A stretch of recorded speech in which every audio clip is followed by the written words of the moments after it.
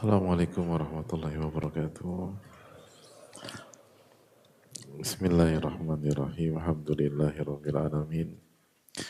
Wa bihi nasta'in ala umuri dunya waddin wassalatu wassalamu ala asyrafil anbiya wal mursalin wa ala alihi wa sahbihi wa man sara ala nahjihi bi ihsanin ila yaumidin wa ba'd.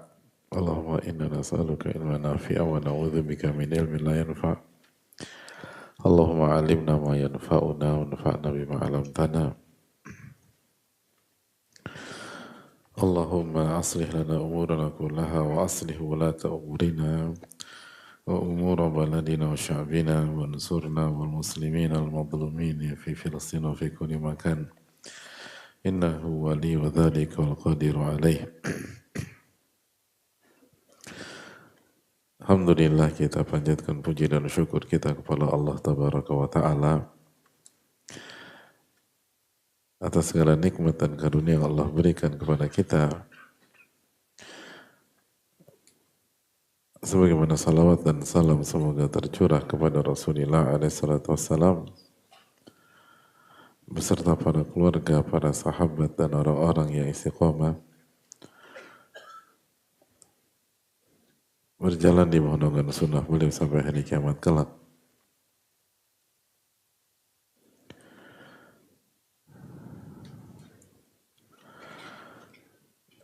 Kita meminta kepada Allah dengan nama-nama yang husna dan sifat-sifat yang maha mulia.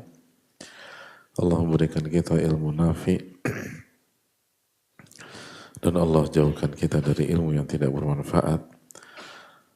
Allah Tabaraka wa Ta'ala memperbaiki urusan kita, urusan pemimpin-pemimpin kita, urusan bangsa dan masyarakat kita.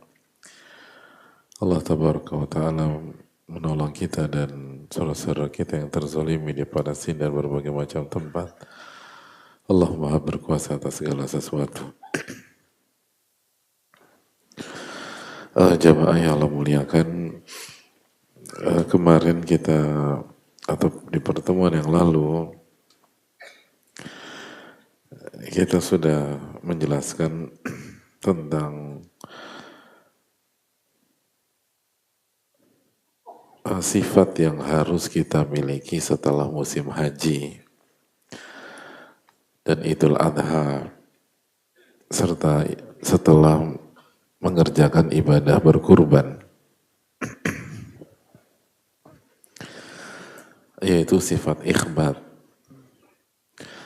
Karena itulah yang Allah firmankan di dalam Al-Quran ketika Allah berfirman tentang ibadah haji dan ibadah kurban. Allah tutup firman Allah Tabaraka wa Ta'ala dengan kalimat wabashiril mukhbitin, maka berilah kabar gembira bagi orang-orang yang ikhbat, orang-orang yang tenang, mutmain, orang-orang yang khusyuk,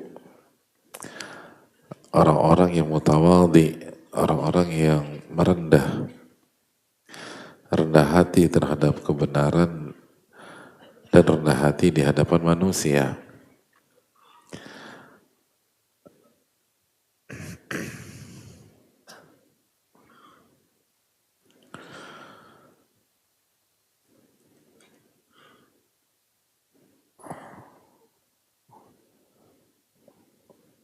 Orang-orang yang salatnya ikhlas,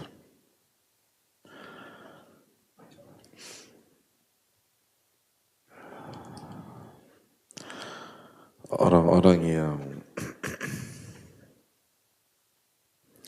hatinya lembut dan tidak suka menzolimi pihak manapun. Kata Amr bin Aus, humul ladzina la yadlimun, orang-orang yang tidak suka menzolimi pihak lain. Dan itu sangat erat. Karena di Idul Adha kita tuh sampai pada titik berkorban. Berkorban itu kan mengorbankan sesuatu dari pihak kita. Jadi jelas orang yang melakukan ibadah korban itu tidak ada pikiran untuk zolimin orang. Karena dia bukan hanya berada di titik saya nggak mau ganggu orang, saya hanya ingin mengambil hak saya. Jadi bukan sampai titik itu, dia sampai titik pada saya akan korbankan sebagian dari yang ada pada saya. Itu kan apa eh, esensi dari berkorban. Jadi nggak ada ceritanya dia zolimi pihak lain.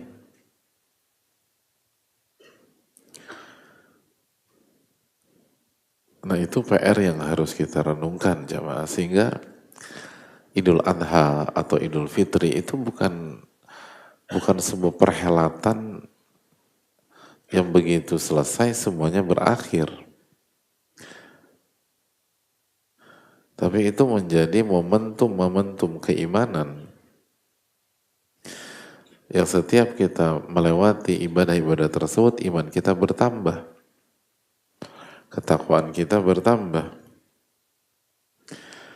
dan kita menjadi pribadi yang jauh lebih baik. Itu yang kita harapkan. Adapun ciri-ciri mukhbitin itu Allah sebutkan di ayat berikutnya, ayat ke-35. Alladzina idza dzukirallahu wajilat qulubuhum, yaitu orang-orang yang apabila diingatkan tentang Allah maka hatinya bergetar. Wasabirina ala ma asabahum, dan orang-orang yang sabar terhadap musibah yang ia alami.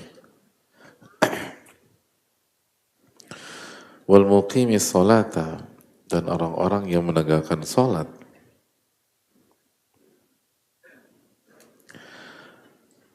Dan yang terakhir, wa mimma razaqnahum yunfiqun, dan orang-orang yang suka berinfak dari rizki yang kami berikan kepada mereka. Nah, 4 ciri ini harus ada di dalam diri kita setelah musim haji dan setelah ibadah berkurban. Jadi setelah musim haji, sekali lagi kita bukan hanya suka berzikir, tapi ada getaran dalam diri ketika kita berzikir kepada Allah.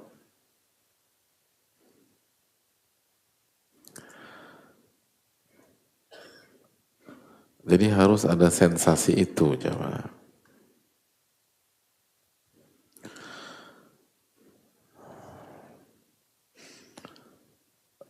Dan kita jadi orang yang lebih sabar.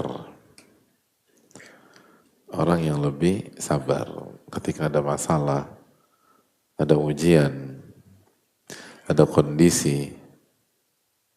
Kita akan menjadi pribadi yang jauh lebih sabar, wasabirin ala ma asabahum, dan orang-orang yang sabar atas masalah yang dihadapi. Wal muqimis shalah, dan orang-orang yang menegakkan salat. Salat kita harus lebih baik, harus lebih bagus, harus lebih berkualitas. Dan kita jadi suka berinfak. Jadi spirit berkorban itu terus diterapkan setelah musim haji dan Idul Adha.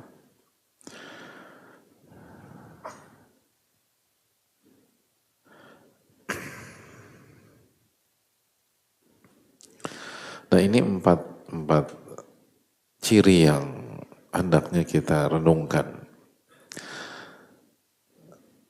Sehingga sekali lagi musim haji, baik yang berangkat maupun tidak berangkat, Idul Adha, ibadah berkurban, itu benar-benar punya pengaruh, benar-benar punya ruh dalam kehidupan kita, benar-benar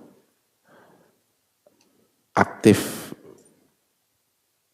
dan kita gunakan sebagai momentum memperbaiki diri.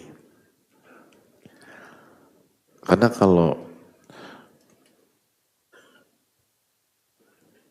musim haji dan Idul Adha dan atau ibadah berkurban hambar dan selewat begitu aja, itu sekali lagi ada tanda bahaya dalam diri kita. Itu red flag. Karena Nabi SAW mengatakan, "Ma min ayyam al-amalu salihu fihinna ahabu ila Allah min hadhil ayyam."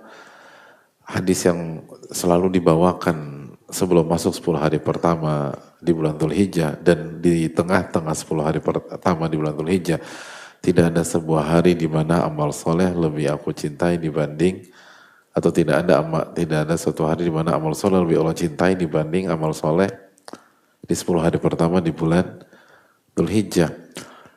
Dan kalau kita berhaji, wal hajjul mabrur laisa lahu jazaun illal jannah. Haji mabrur itu tidak ada balasan kecuali surga. Dan kalau kita berkurban, maka pahalanya sangat besar. Fasholli li rabbika wanhar.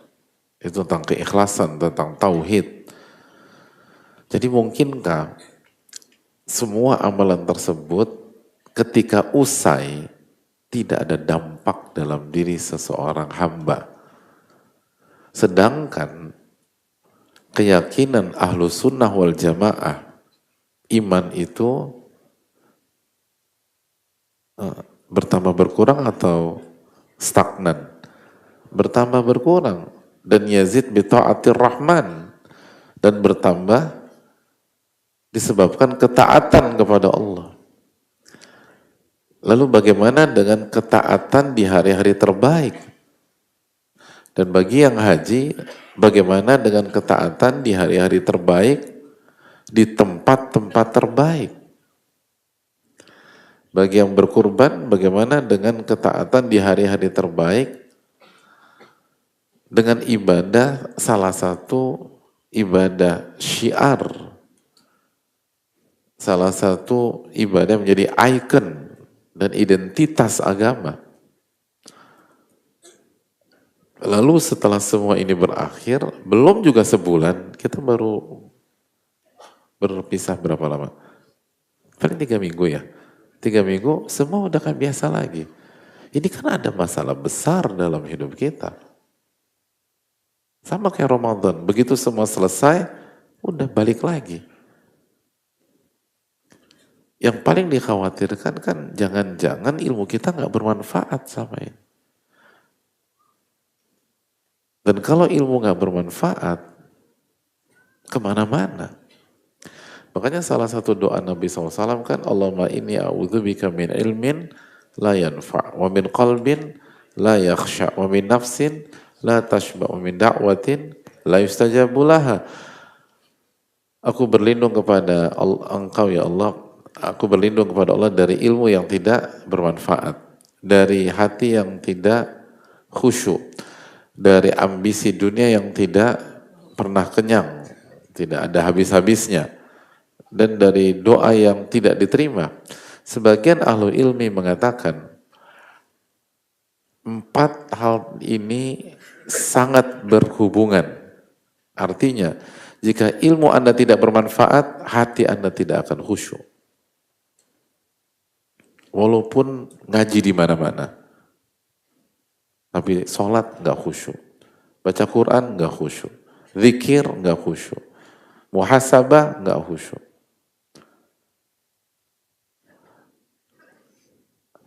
Kalau ilmu Anda tidak bermanfaat, hati Anda tidak khusyuk. Dan begitu hati kita nggak khusyuk, maka yang memenuhi hati kita adalah ambisi-ambisi dunia yang nggak ada selesai-selesainya,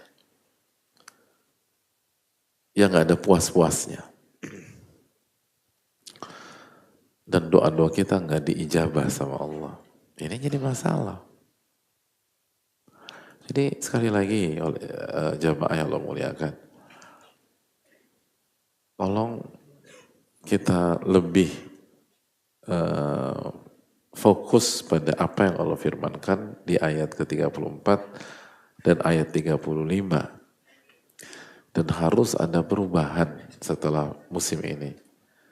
Harus ada perubahan setelah kepulangan sebagian jamaah dari Tanah Suci. Dan harus ada perubahan dari jamaah yang tidak berangkat dan beribadah-ibadah kurban. Atau yang nggak berangkat haji tapi bertekad ingin haji. Kan secara kaidah fikih barang siapa yang bertekad, berusaha tapi gagal mengerjakan, maka dia tetap mendapatkan pahala haji. Dan kalau tetap mendapatkan pahala, pasti ada pengaruh dalam sikap dia. Pasti akan ada pengaruh dalam karakternya. Nah ini yang harus ditinjau agar ilmu kita, lalu ibadah kita, lalu amal kita itu benar-benar berdampak pada diri kita, karakter kita, sikap kita, dan derap langkah kita. Dan disitulah kekuatan dari agama kita sebenarnya. Makanya kita lihat 23 tahun Nabi SAW berjuang di Mekah dan Madinah. Hasilnya apa jamaah? Gedung-gedung pencakar langit. Gitu. Jalan tol. Bukan. Hasilnya adalah Abu Bakar As-Siddiq radhiyallahu ta'ala. Hasilnya Umar bin Khattab radhiyallahu ta'ala. Hasilnya Uthman bin Affan radhiyallahu ta'ala. Hasilnya Ali bin Abi Thalib radhiyallahu ta'ala. Itu hasilnya. Hasilnya Abu Bakar As-Siddiq yang kalau sholat atau kalau baca Quran nangis. Kalau dikasih amanat dipegang teguh. Ketika berhadapan dengan Ahlul Riddah berdiri dengan gagah berani. Abu Bakar As-Siddiq. Ketika diajak keluar kota Mekah dan pindah ke Madinah, mohon maaf, bukan diajak, diinformasikan. Umirtu bil hijrah, ketika diinformasikan bahwa Nabi SAW akan pindah dari Mekah ke kota Madinah, jawabannya as-suhbah ya Rasulullah. Saya temani ya Rasulullah. Engkau pindah, saya pindah. Itu hasilnya. Jadi apa yang disampaikan selama itu real.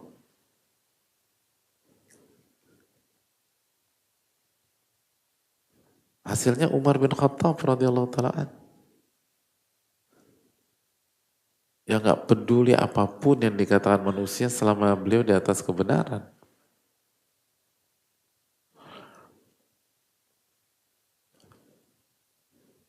Yang cita-cita beliau adalah mati syahid di kota Madinah. Dan ketika beliau ditikam pada saat beliau jadi imam sholat subuh, bagi sebagian orang itu musibah, tapi bagi Umar bin Khattab itu mimpi yang menjadi kenyataan. Bayangkan antum, ditikam, perut bolong, apa yang dimasukkan dari mulut keluar langsung. Ketika orang kebanyakan berpikir itu musibah, Umar berpikir itu mimpi yang menjadi kenyataan. Itu hasil kajian selama bertahun-tahun. Hasilnya Abdurrahman bin Auf yang ketika sampai kota Madinah hartanya nol. Lalu ketika mau dibantu dengan kebun, dikasih modal kebun, nggak mau. Dullani ala suq. Terima kasih banyak. Saya cuma butuh siapa yang kasih tahu di mana pasar. Itu jemaah. Begitu. Ada nggak di antara kita gitu? Ini Anda 500 juta. Terima kasih. Saya cuma minta di mana Blok M. Oh, okay. Blok M ini pasar. Blok M di mana Blok M gitu. Mau ngapain? Mau kajian. Oh, kajian. Itu kan bahasa sekarang. Makasih, saya nggak mau. Saya cuma butuh di mana Tanah Abang. Kasih tahu di mana Tanah Abang. Kan itu bahasa real kita sekarang. Siapa di antara kita? Saya nggak punya fulus nol jamaah. 0 rupiah. Ada yang mau ngasih, cuma-cuma. Ini 500 juta buat Anda. Enggak. Saya cuma butuh. Pasar Minggu di mana pasar Minggu? Gitu loh. Gitu loh. Bisa nggak sih dibayangkan? Jadi dulu tuh hasil kajian tuh begitu. Hasil kajian tuh demikian. Itu hasil didikannya Rasulullah SAW. Nah ini harus kita renungkan. Bilal mau digebukin, mau disiksa, mau di cuman mengatakan al-ahadul ahad. Nah, lihat sifat ikhbat di mereka itu. Mukhbitin. Nggak ada teriak-teriak, nggak ada marah-marah. Al-ahadul ahad. Nah, kondisi-kondisi seperti ini artinya setelah kita selesai mengerjakan musim ibadah atau selesai mengerjakan syiar-syiar Allah, kan kita harus berpikir ke sana, jemaah. Dan kita harus refleksi diri. Sejauh mana? Karena sekali lagi, musim haji dan ibadah berkurban itu bukan sekedar ibadah. Itu syiar. Syiar. Arti syiar apa sih hadirin? Hah? Syiar itu apa? Simbol. Identitas agama. Itu syiar. Yang terlihat, yang gamblang, yang jelas.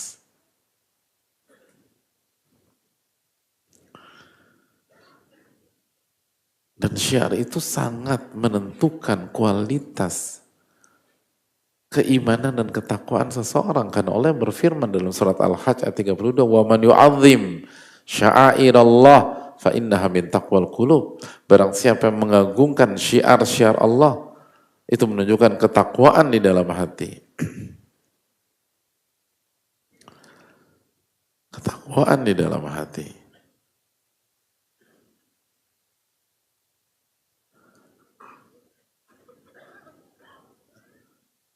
Jadi syiar itu tuh simbol, ciri-ciri besar yang menjadi identitas.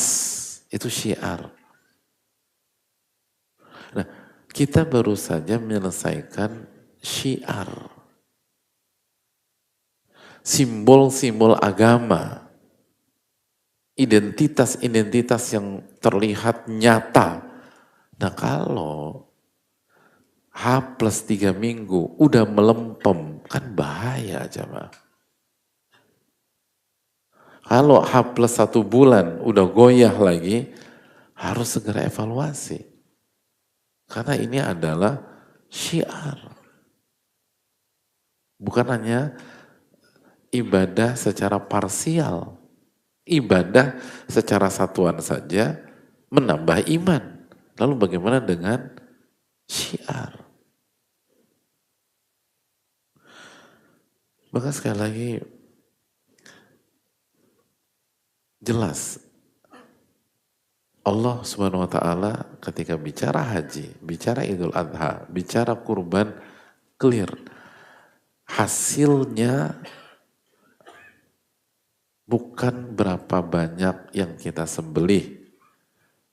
Bukan hal-hal teknis tentang haji.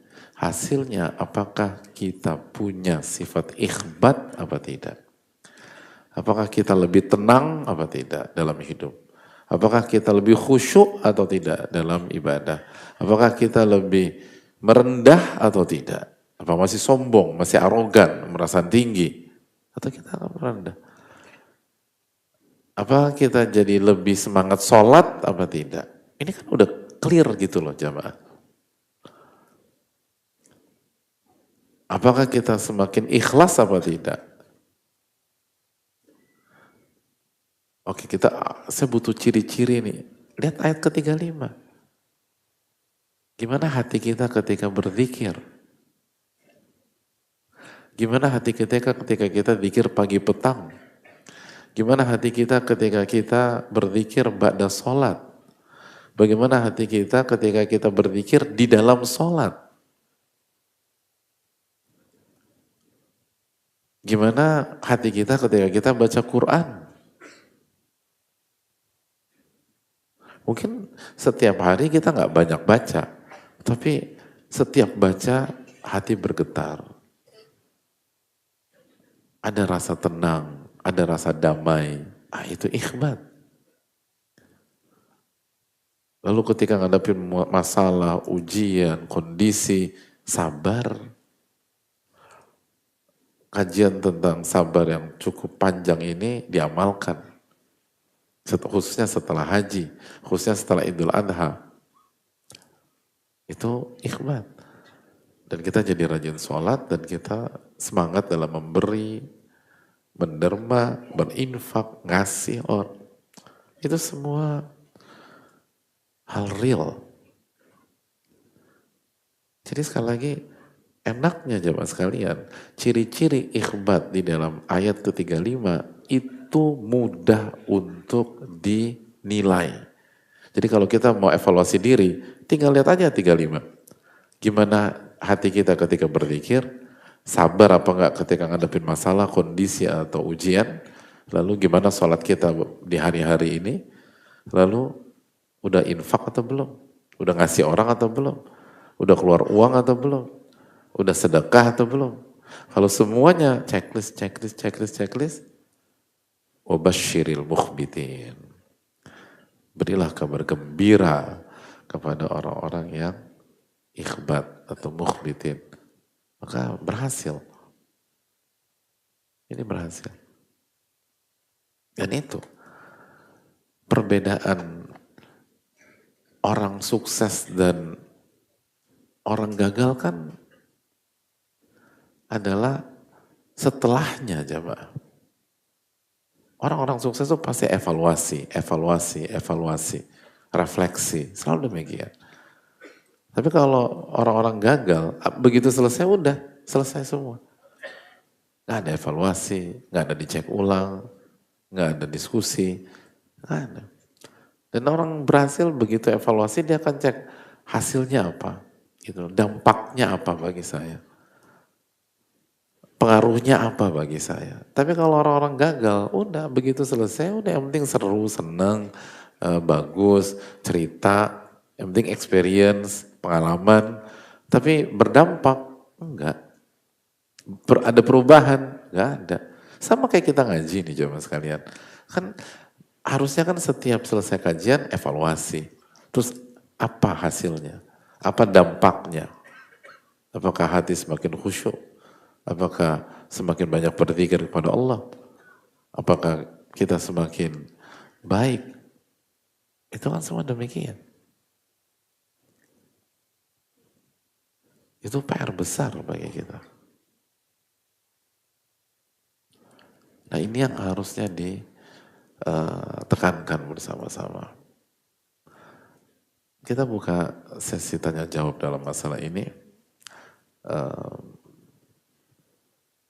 Semoga Allah memberikan taufik agar ada interaksi di antara kita. Dan lagi-lagi ini penting buat kita semua. Sudahkah kita punya ikhbat dan bagaimana 4 ciri-ciri yang dijelaskan oleh Allah Subhanahu wa taala? Coba kita diskusikan. Wassalamualaikum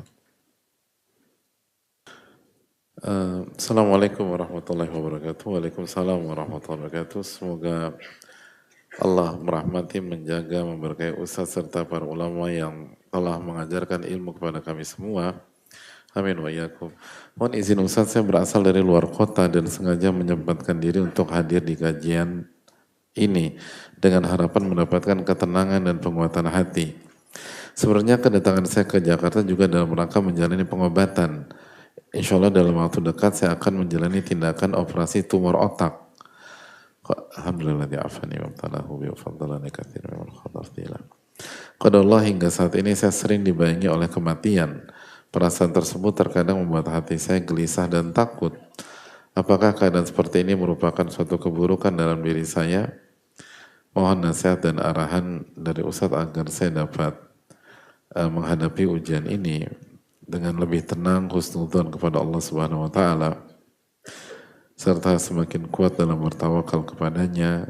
Sebelumnya saya ucapkan jazakallahu khair atas waktu dan nasihat yang Ustadz berikan. Ya, terima kasih atas pertanyaannya. Yang pertama, jamaah sekalian Allah muliakan, kembali kepada materi yang kita bahas. Salah satu ciri orang-orang yang mukhbitin adalah sabar dalam menghadapi musibah.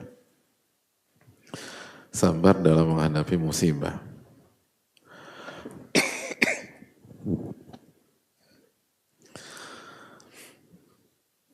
Dan salah satu musibah adalah penyakit. Oleh karena itu,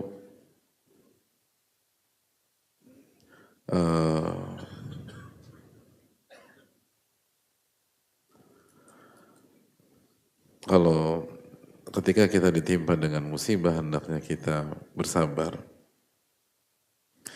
Itu poin yang pertama. Poin yang kedua, jamaah Allah muliakan.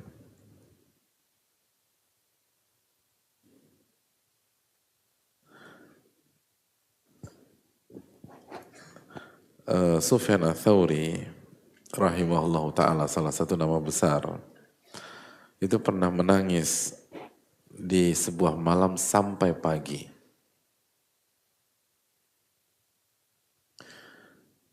Lalu ada yang berkata kepada beliau,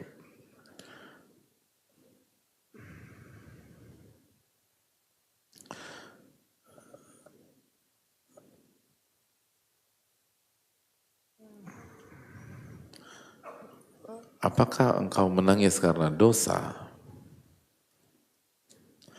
Apakah engkau menangis seperti itu karena dosa? Lalu kata Sufyan Ats-Tsauri rahimahullah ta'ala, "Adz-dzunub ahwan min hadhi." Dosa itu lebih ringan sebenarnya dari yang aku rasakan. Jadi aku bukan nangis karena dosa. Bagiku dosa masalah yang masih lebih ringan. Bukan meremehkan, belum mengatakan ahwan. Enggak meremehkan. Tapi beliau mengatakan, innama abki khawfal khatimah. Yang saya takutkan adalah su'ul khatimah. Yang saya khawatirkan adalah su'ul khatimah.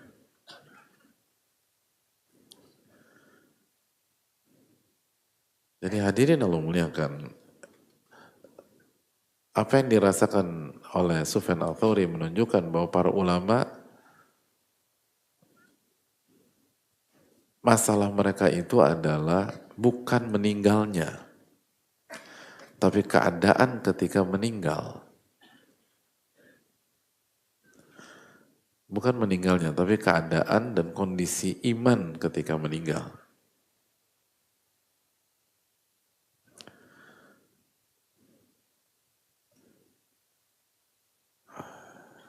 Itu hal penting. Karena kalau seseorang jatuh ke dalam dosa, tapi dia meninggal husnul khotimah, selamat apa enggak?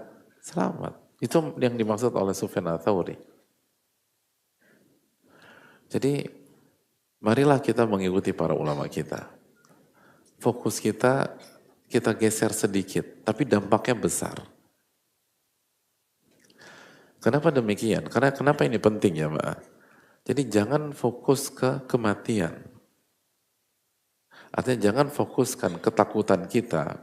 Saya nggak lebih baik daripada penanya ya. Siapa sih pada dasarnya kita yang pendosa ini pede banget menghadapi kematian, kan itu poin. Tapi marilah kita berusaha berpindah dari khawatir terhadap kematian menjadi khawatir su'ul khotimah atau meninggal atau kematian dalam kondisi buruk. Kenapa demikian? Karena begitu fokus kita takut kepada kematian, gak ada solusinya jemaah. Nggak ada solusinya. Artinya nggak ada harapan. Dan khawatir kita jadi paranoid nanti. Tapi kalau fokus kita takut pada kematian yang buruk, maka ada harapan. Dan begitu kita hidup dengan harapan, walaupun sakit, kita akan punya semangat hidup yang positif. Dan kita akan berjuang. Dan kita akan bahagia. Dan insya Allah kita akan husnul khotimah. Jadi hadirin yang Allah muliakan, lihat bagaimana sudut pandang yang berbeda, walaupun tipis, sama-sama kematian. Tapi begitu sekali lagi, fokus kita pada kematian, gak ada solusi. Kullu nafsin dha'iqatul maut. Tapi kalau ketakutan kita terhadap su'ul khotimah, kematian yang buruk, maka ada solusi. Selama manusia hidup dengan harapan, maka dia akan bertahan. Dan bukan hanya bertahan, dia akan menikmati hidup. Dan dia akan melangkah. Makanya, simpel aja, yang membuat orang bunuh diri diantaranya, ada banyak faktor, tapi diantaranya, itu kan bukan karena ada masalah. Tapi kehilangan harapan ketika menghadapi masalah. Masalah sebesar apapun, kalau dia punya harapan, dia akan semangat, jemaah. Tapi walaupun masalahnya tidak besar, dia kehilangan harapan, maka dia ingin mati. Dan dia lupa bahwa mati seperti itu, kemungkinan besar mati su'ul khotimah, dan akan hancur lagi ke depan. Jadi kembali lagi, hadirin Allah muliakan. Fokus pada, jadi silakan takut kepada, tapi takut pada su'ul khotimah. Bukan semata-mata takut pada kematian. Lalu yang ketiga, lihat bagaimana Rasulullah SAW menyikapi orang sakit. Ketika Ummul Alla, seorang wanita, sedang sedih karena sakitnya cukup lumayan keras pada saat itu. Nabi SAW menjenguk. Hadirin pernah jenguk orang sakit nggak? Oke. Ketika hadirin jenguk orang sakit, suasana seperti apa? Atau bagaimana hadirin membangun suasana di kamar tersebut? Kalau ibu-ibu gimana? Ibu kalau jenguk orang sakit, misalnya sakit keras gitu loh. Suasana gimana? Ibu biasanya udah nangis duluan ya, buka pintu langsung nangis segala macam. Dan itu wajar. Tapi lihat bagaimana Nabi SAW. Nabi SAW ketika jenguk Ummul Alla, beliau mengatakan apa? Abshiri ya Ummul Alla. Kata Nabi SAW, ya Ummul Alla, gembira dong. Gitu. Mari gembira Ummul Alla. Ummul Alla jangan sedih, ayo kita gembira. Orang sakit suruh gembira hadir. Antum pernah ngomong gitu gak ke orang sakit? Teman antum sakit misalnya kanker stadium 4. Bro, gembira bro, gembira. Ya nanti kita disemprot Pak Ustadz. Belum tentu. Gitu. Atau ada kita jenguk teman kita kanker terminal gitu loh. Antum bilang gembira gak? Nabi SAW, absyir ya Ummul Alla. Malah gembira. Kenapa? Apakah itu sarkas? Bukan sarkas. Bukan nyindir, bukan nyinyir. Itu real. Nabi SAW ingin mengajak kita memiliki paradigma berpikir yang berbeda. Kata Nabi SAW, fa inna mardal mu'min. Sesungguhnya sakitnya seorang mukmin yudhibu khotoyah, akan menghapuskan dosa-dosanya sebagaimana api menghapuskan karat dari besi. Itu poinnya. Kalau kita benar-benar beriman bahwa ada kehidupan setelah kematian dan manusia akan berpulang kalau tidak di surga atau ke neraka, dan penghalang terbesar masuk surga adalah dosa, dan penyebab terbesar masuk neraka adalah dosa. Lalu saat ini ada kesempatan untuk menghilangkan atau meminimalisir penghalang masuk surga tersebut. Kok nggak ada sisi gembira dalam hati kita? Sakit jelas, tidak meremehkan rasa sakit. Tapi kenapa hati kita 100% diselimuti oleh kedukaan, diselimuti oleh kesedihan, diselimuti oleh kegalauan? Bukankah di waktu yang sama dosa-dosa yang membuat Anda berpeluang gagal masuk surga, membuat Anda berpeluang mengarah ke neraka, itu sedang dikikis dan dihapuskan oleh Allah. Kalau benar-benar kita beriman kepada rukun iman yang kelima, maka mana sisi positifnya? Mana sisi bahagianya? Mana sisi semangatnya? Itu kan poin. Lalu hadirin Allah muliakan, ulama menjelaskan kenapa banyak orang, ini bukan penanya ya, tapi kenapa banyak orang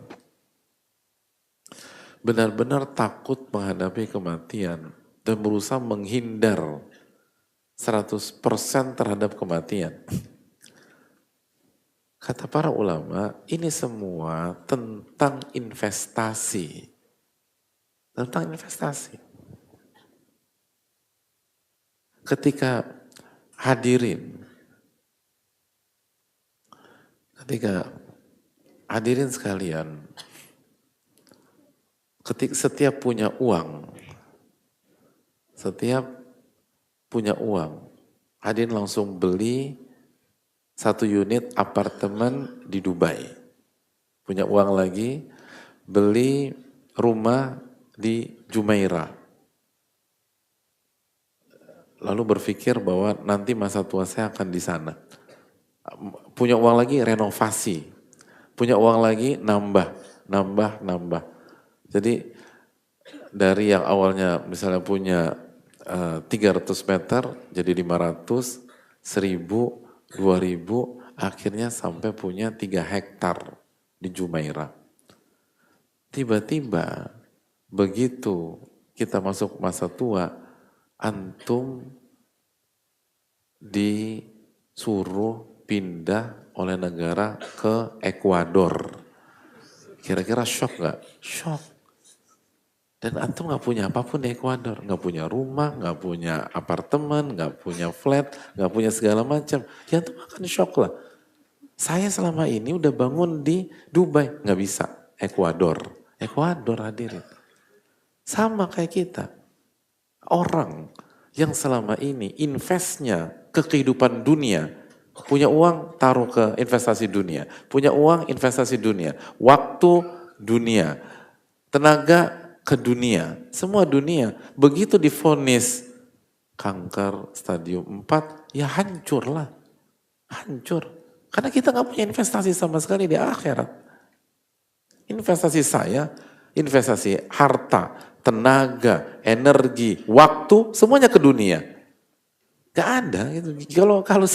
Kalau saya pindah ke akhirat, saya mau ngapain? Saya gak punya investasi sama sekali. Itulah salah satu alasan kenapa para sahabat ketika ditusuk, ucapannya adalah, demi Allah saya menang. Demi robnya Ka'bah, saya berhasil. Kan itu. Alul Quran yang dibunuh, dikhianati. Kan kalimat mereka ketika ditusuk, dikhianati. Demi robnya Ka'bah, saya berhasil. Kenapa bisa kalimat itu yang keluar?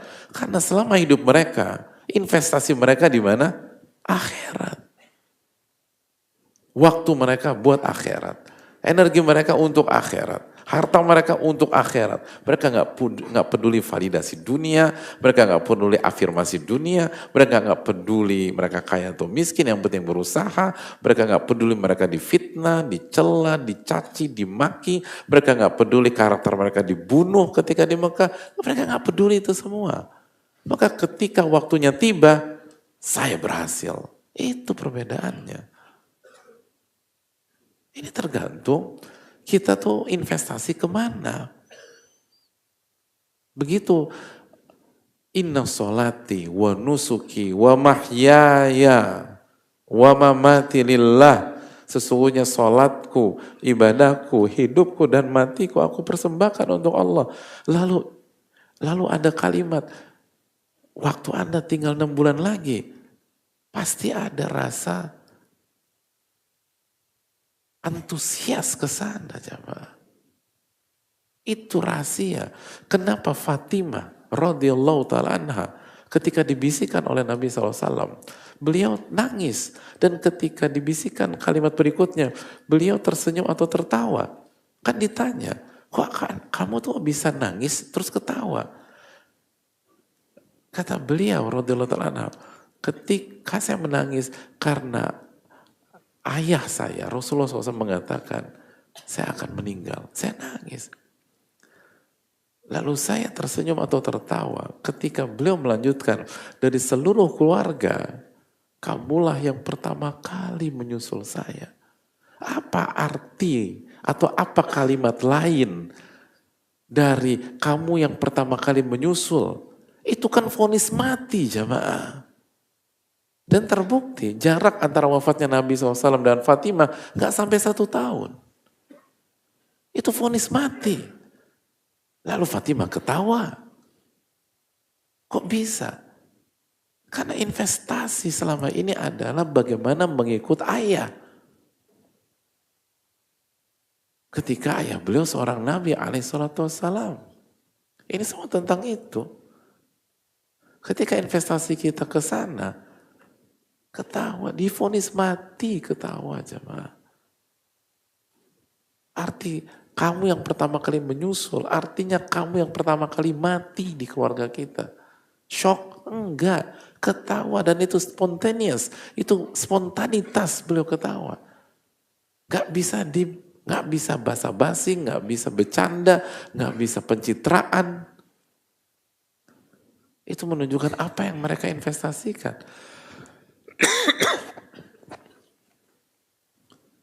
Kenapa sebagian para sahabat ketika perang Uhud justru lagi kondisi genting justru masuk ke jantung pertempuran? Kan sebagian mereka mengatakan, saya mencium aroma surga dari balik Uhud.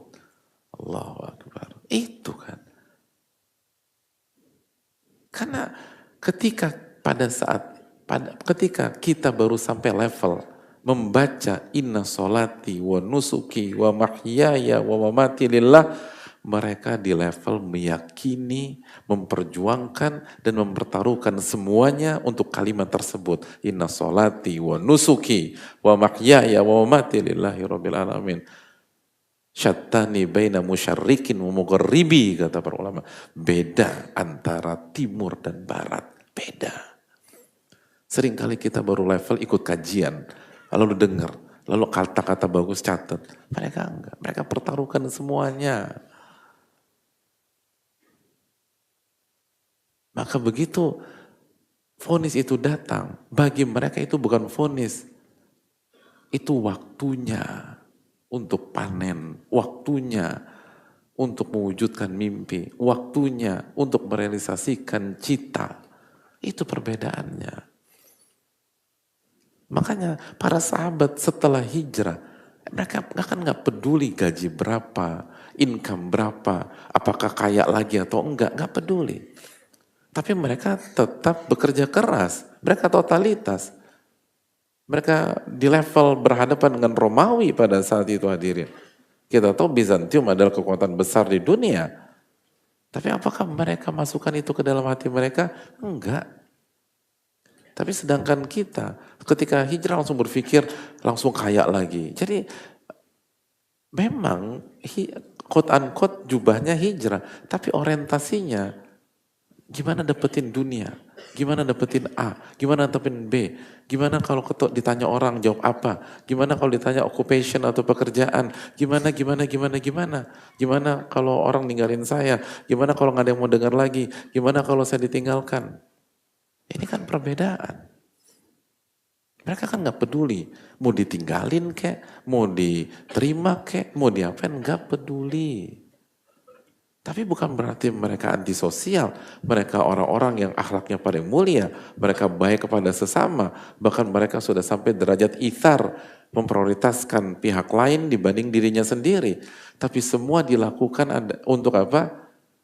Allah mengatakan dalam surat Al-Insan, bahwa ma nuridu minkum jazaan wala syukuro. Kita nggak pernah berharap ucapan terima kasih dari manusia.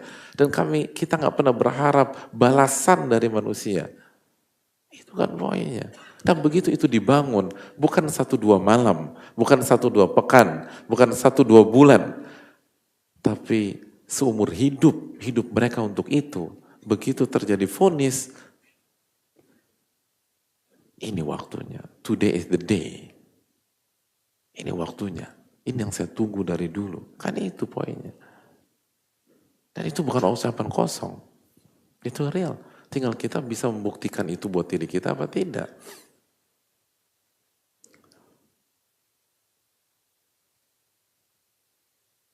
Kan itu. Makanya sebagian ulama ketika dizolimi dan seterusnya, di antaranya diriwayatkan dialami oleh Imam Ahmad, itu kan motivasi mereka apa? Jarak antara Anda dengan surga hanya kematian. Bayangkan bisa begitu. Jarak antara Anda dengan surga, insya Allah hanya kematian. Jadi hadirin Allah muliakan. Itu yang perlu kita camkan. Dan yang terakhir hadirin, semua sepakat kematian adalah hal yang paling menakutkan dalam kehidupan manusia, itu clear. Itu nggak perlu diperdebatkan dan jangan sok jago dalam masalah ini. Tapi di waktu yang sama, kematian adalah satu-satunya jembatan untuk kembali kepada Allah Tabaraka wa Ta'ala. Kematian adalah satu-satunya jalan dan jembatan untuk mendapatkan kenikmatan terindah di akhirat. Melihat wajah Allah Tabaraka wa Ta'ala. Gak ada kesempatan kecuali waktu ini. Kematian adalah satu-satunya jembatan untuk berpulang kepada Allah. Untuk kembali kepada Ar-Rahman Ar-Rahim. Untuk bisa melihat wajahnya Subhanahu wa ta'ala. Yang kata Nabi SAW, kenikmatan terindah yang pernah ada. Kalau kita punya rasa cinta kepada Allah, pantaskah kita menatap kematian hanya dari sisi menakutkannya saja? Tidakkah ada rasa kerinduan dalam hati kita? Tidakkah ada rasa keinginan untuk berjumpa di hari kiamat? Bukankah seorang ayah atau ibu untuk bisa bertemu dengan anaknya yang diculik, anaknya yang hilang, ia rela pertaruhkan apapun dan ia rela meniti jalan sesusah dan sukar apapun. Lalu kemana cinta kita kepada Allah Tabaraka wa Ta'ala? Kematian satu-satunya jembatan untuk bertemu dengan Rabbul Alamin. Untuk melihat wajah Allah Tabaraka wa Ta'ala.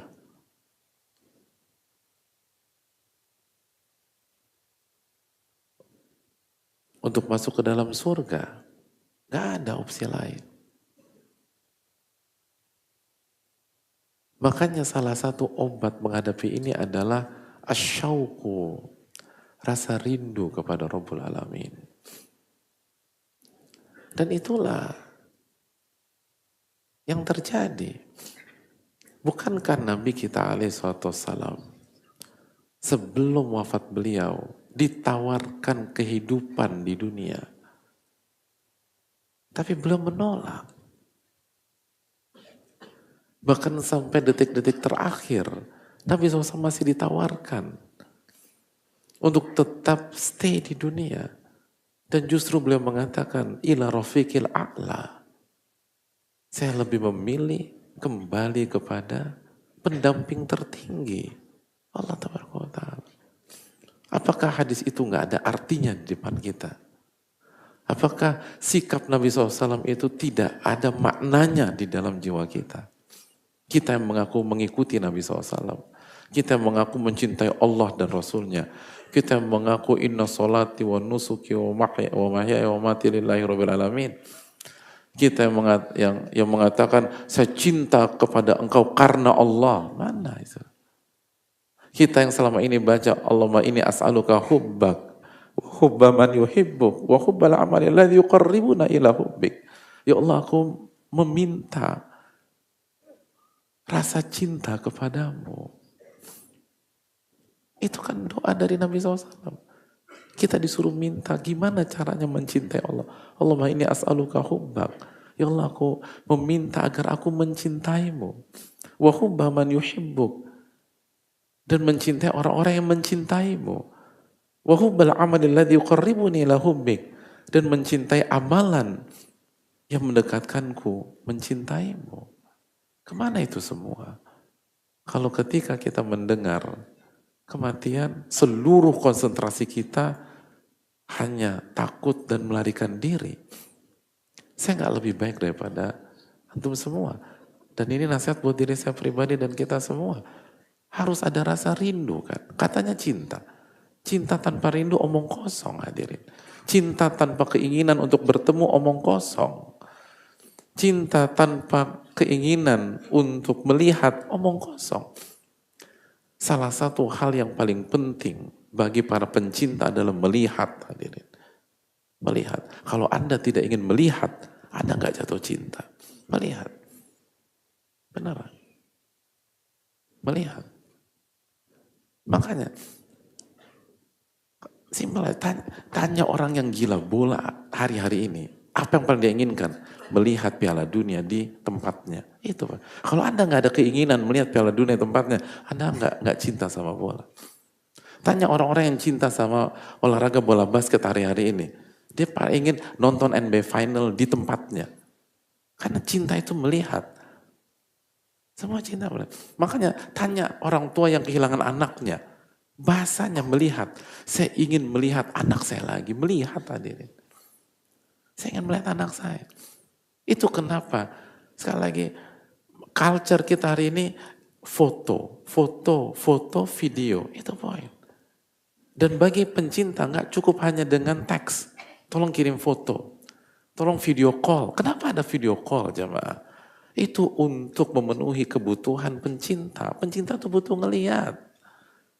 Dan ada banyak pencinta, nggak usah bicara, dia ngelihat aja, seneng dia hadirin.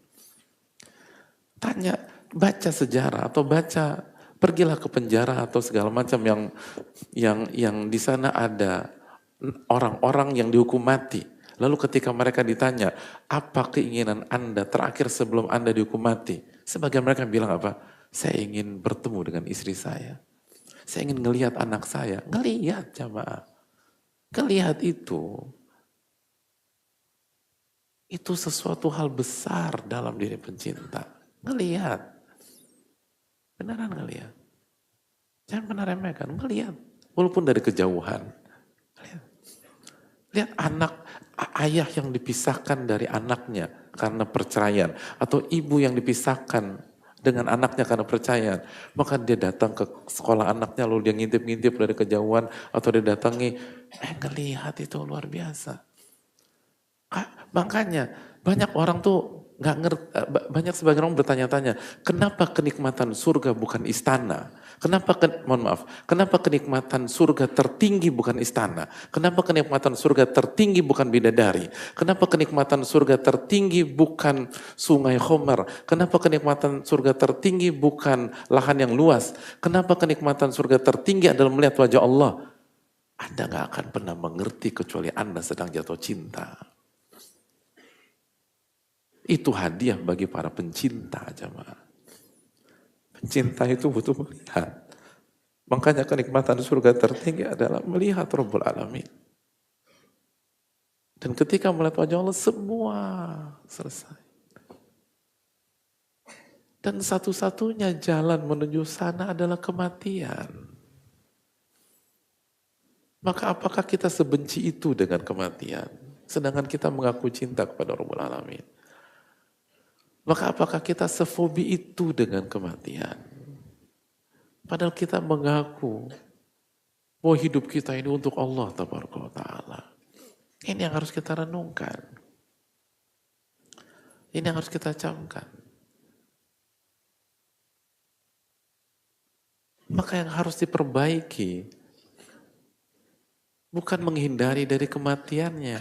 Yang harus diperbaiki rasa cinta. Karena ini bisa, kalau kita benar-benar benci dan 100% ingin menghindar, berarti tidak ada rasa cinta dalam diri kita. Kalau tidak ada rasa cinta, Anda mau hidup 100-an tahun juga hambar, jemaah. Hambar. Coba lihat orang-orang yang gak punya rasa cinta, betapa hambarnya hidup mereka. Hambar. Lihat orang-orang yang gak punya keluarga. Gak punya sahabat, gak punya teman yang mereka saling mencintai. Gimana hidup mereka? Hambar. Kalau orang gak punya rasa cinta dengan sesama saja hambar, lalu bagaimana orang yang hidup tidak punya rasa cinta kepada Rabbul Alamin? Hambar. Jadi jangan mempermasalahkan kematiannya, permasalahkan kenapa Anda hidup tanpa rasa cinta. Cinta itulah penggerak semuanya, kata para ulama. Oleh karena itu jamaah yang Allah muliakan, jadikanlah musibah kita, masalah kita, kondisi kita, kesulitan kita kembali ke sini. Dan salah satu hikmah kenapa Allah kasih musibah, Allah kasih ujian, Allah kasih masalah, Allah kasih rasa sakit, Allah kasih kemiskinan, agar kita kembali merefleksi diri kita. Dan kembali berpikir apa yang paling kita cintai dalam hidup ini. Apa yang paling kita cintai. Kan itu poinnya. Makanya ketika Nabi SAW adalah manusia yang paling mencintai Allah. Dan gelar beliau adalah Khalilur Rahman. Lihat, hidup itu tentang cinta. Gelar tertinggi bukan gelar akademisi, jamaah. Gelar tertinggi bukan LC, bukan MA, bukan doktor, bukan profesor. Gelar tertinggi di kehidupan adalah Khalil Ar-Rahman. Apa arti Khalil Rahman? Kekasih. Itu gelar tertinggi dalam peradaban manusia. Bukan kecerdasan, bukan kepintaran, bukan kekayaan, tapi rasa cinta. Rasa cinta. Itu kan pesan bagi kita. Dan yang punya gelar itu hanya dua nama besar. Nabi Ibrahim alaihissalam dan Nabi Muhammad alaihissalam. Itu kekasih. Khalil itu tingkatan tertinggi dalam hubungan percintaan. Khalil. Dan itu hanya dimiliki oleh Nabi SAW dan dengan Nabi Ibrahim alaihissalam. Dan begitu orang sosok sudah sampai titik itu, lihat bagaimana mereka. Mau diancam bunuh, Nabi Ibrahim mau dilempar ke kobaran api, mau ditolong sama malaikat Jibril, ama anta fala, adapun anda saya nggak punya urusan dengan anda. Hasbiyallahu wa ni'mal wakil, Allahu akbar. Hasbiyallahu wa ni'mal wakil. Cukuplah Allah sebagai penolong. Orang kalau jatuh cinta tuh itu. Antum kalau jatuh cinta, atau antum kalau sayang banget, masa-masa krisis, antum ingin didampingi dia, bukan yang lain. Semua demikian. Seorang istri yang operasi, atau seorang suami yang operasi, apalagi operasi besar, bypass dan bla bla bla. Detik-detik terakhir, saya pengen ditemani oleh si Azim. Dia namanya. Lihat Nabi Ibrahim, begitu mau dilempar ke kobaran api, ditawarin bantuan, gak mau jamaah. Sombong, bukan. Itu jatuh cinta. Saya hanya mau Allah yang tolong saya. Gitu. Saya gak mau yang lain. Kan begitu. Orang kan demikian kalau jatuh cinta. Saya gak mau si A, saya gak mau si B. Saya mau dia. Sama kayak Nabi SAW. Ketika cintanya kepada Aisyah radhiyallahu taala anha melebihi istri-istri beliau yang lain. Ketika di hari-hari terakhir, Nabi SAW minta siapa? Aisyah. Dan beliau ingin dirawat di rumah Aisyah. Pencinta itu. Pencinta itu. Jadi lihat bagaimana kehidupan orang yang jatuh cinta. Hidup ini tentang bagaimana kita mencintai Allah Ta'ala. Nabi SAW diriwayatkan ketika di Taif, ditolak di Mekah, di Taif, dihina, direndahkan, dijatuhkan, lalu dihempaskan, dan mulai fisik bermain. Diriwayatkan apa statement beliau? Selama engkau tidak marah, saya nggak peduli apa yang saya alami. Selama engkau nggak marah, itu pencinta coba. Selama engkau nggak marah, nggak ada masalah. Jadi seringkali kita lupa esensi kehidupan. Kita ingin bahagia, tapi kita nggak berusaha mencari jalan kebahagiaan. Kalau kita ingin bahagia, sekaligus menikmati hidup dan tidak hancur, maka kita harus mencintai Allah, mentauhidkan Allah, dan beribadah hanya kepada Allah Tabaraka wa Ta'ala. Itu poin. Makanya kata para ulama, tarjun najata walam tasluk masalikaha, inna safinata la tajri alal yabasi. Anda berharap jalan keselamatan, tapi Anda tidak melewati jalan itu. Anda tidak melalui jalan itu. Tolong diingat bahwa kapal itu tidak berlayar di atas daratan. Artinya kalau kita ingin menikmati hidup, ingin bahagia dunia akhirat, maka solusinya bukan menghindari kematian secara mutlak, membenci kematian secara mutlak, lalu paranoid kepada kematian secara mutlak, tapi solusinya adalah mulailah jatuh cinta. Dan mulailah mencintai Rabbul Alamin. Makanya itu. Dan ini momennya, makanya 10 hari pertama Dzulhijjah tuh kita ngapain jamaah sekalian? Disuruh ingat Allah. Disuruh bertakbir. Bertakbir itu apa? Kan mengagungkan Allah lalu mengingat nikmat-nikmat Allah. Kan ketika bertakbir kita Allahu Akbar, Allahu Akbar, Allahu Akbar. La ilaha illallah, wallahu Akbar. Allahu Akbar, walillahil hamd, walillahil hamd. Kita ingat nikmat Allah Subhanahu wa taala. Kita agungkan Allah Subhanahu wa taala. Ketika haji, apa kata Allah? Fa idza qadaitum manasikakum fadhkurullaha kadzikrikum aba'akum au asyadda dzikra. Itu luar biasa. Dan ketika Anda sudah selesai mengerjakan manasik haji, maka ingatlah Allah sebagaimana Anda mengingat orang tua Anda. Kita itu kalau udah ingat orang tua jamaah, maunya nangis aja jamaah.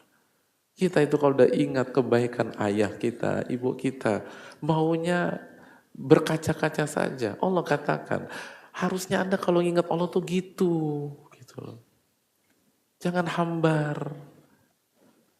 Fadhkurullaha kadzikrikum aba'akum au asyadda dzikra. Bahkan lebih lagi. Karena orang tua Anda kan baik sama Anda karena taufik dari Allah. Tapi kenyataannya apa? Seringkali kita hambar kalau berzikir. Kita zikir pagi sambil ngantuk kadang-kadang, sambil nyambi urusan pagi hari dan tidak ada ruh.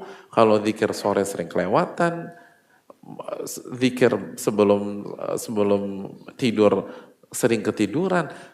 Gak bisa dengan cara demikian, jamaah. Agama itu kenikmatan. Zikir itu bukan beban. Itu kebutuhan ruh. Kajian seperti ini, itu kelezatan, ladzatul ilm. Makanya kata ulama, ilmu itu syagof. Ada rasa cinta dan kenikmatan di dalamnya. Bukan paksaan. Ada sensasi yang kita butuhkan dalam hidup. Dan hanya bisa dipenuhi kalau kita kembali kepada Allah Ta'ala. Jadi seringkali kita salah kaprah. Sesuatu yang gak bisa diotak-atik, kita berusaha otak-atik. Kematian tuh gak bisa diotak-atik lagi, jamaah. La yastakhiruna sa'a wa la yastaqdimun. Gak bisa dipercepat sedetik dan gak bisa diperlambat sedetik. Udah gak jadi otak-atik. Yang harus diotak-atik adalah rasa cinta kita selama ini untuk siapa. Semoga Allah memberikan taufik kepada kita dan nasihat ini buat diri saya pribadi dan kita semua, semoga kita bisa mengamalkan apa yang kita ucapkan dan kita dengar dan semoga ilmu kita menjadi ilmu yang bermanfaat. Subhanakallahumma wa bihamdika, la ilaha illa anta, astaghfiruka wa atubu ilaik. Assalamualaikum warahmatullahi wabarakatuh.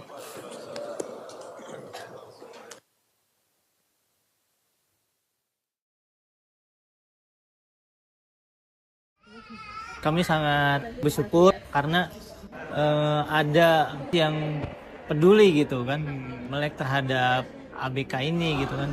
Kami pribadi juga kan bingung ya, ini anak nanti hitanya bagaimana, jalurnya seperti apa. Sangat bersyukur lah. Ya paling tidak kewajiban kita sebagai orang tua, alhamdulillah bisa dibantu nih ya, Man. Semuanya alhamdulillah dari segi pelayanannya, panitianya juga. Ya, semua lah, rapa-rapa lah. Oh, Masya Allah. Dari dokternya juga semuanya. Alhamdulillah senang sekali. Dan saya sendiri mengucapkan banyak terima kasih telah membantu meringankan keluarga saya untuk Muhsin dan semua kru atau yang terlibat dalam hitan ini. Mudah-mudahan Allah kasih kesehatan, kasih umur yang panjang, dan semoga semua kebaikan Allah balas. Semoga ibu bapak semua dapat imbalan yang setimpal dari yang di atas. Ya kami mengucapkan jazakumullah khair. Terus terang hanya ya kalau dari kami pribadi tidak bisa membalas banyak ya, hanya Allah yang bisa membalasnya. Semoga Allah membalas dengan pahala yang berlipat ganda, ditambahkan rezekinya dan diberkahi umurnya.